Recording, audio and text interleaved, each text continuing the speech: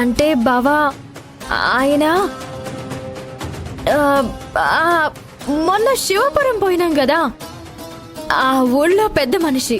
గా పెద్ద మనిషికి ఊరికి పోయి 2 రోజులు ఉన్నావు కాబట్టి నువ్వు తెలుసు, మరి బావెట్లా తెలుసు? మీ బావ ఉన్నాడా అని గాయన చుట్టం మనిషి లెక్క అడిగిండు. ఏదో అడిగితే అడిగిండులే గంగా, ఇడిసేసుడు కాదు, నువ్వేదో దాచిపెడుతున్నావు అనిపిస్తుంది. దానికే ఉంది, ఏం లేదు. కావేరి, గంగ అడిగేది కరెక్టే. ఆయనకి నేను అసలు ఎలా తెలుసు?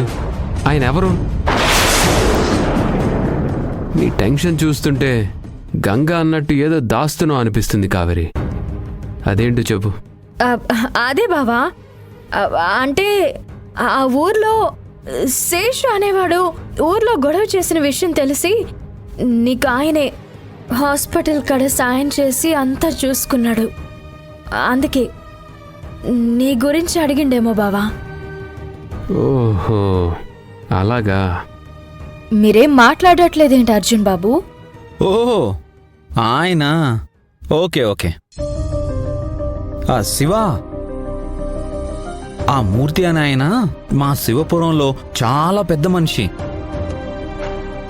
కావేరి అక్కడ మా ఇంటికి వచ్చింది కదా, అప్పుడేమైందో తెలుసా? అక్కడ మా ఇంట్లో అమ్మాయిలాగా కావేరి చక్కగా కలిసిపోయి పండగ సంబరాలన్నీ తెగ ఎంజాయ్ చేసింది. అలా ఆయన 2-3 సార్లు మా ఇంటికి వచ్చినప్పుడు కావేరిని చూశారు. ఆ తర్వాత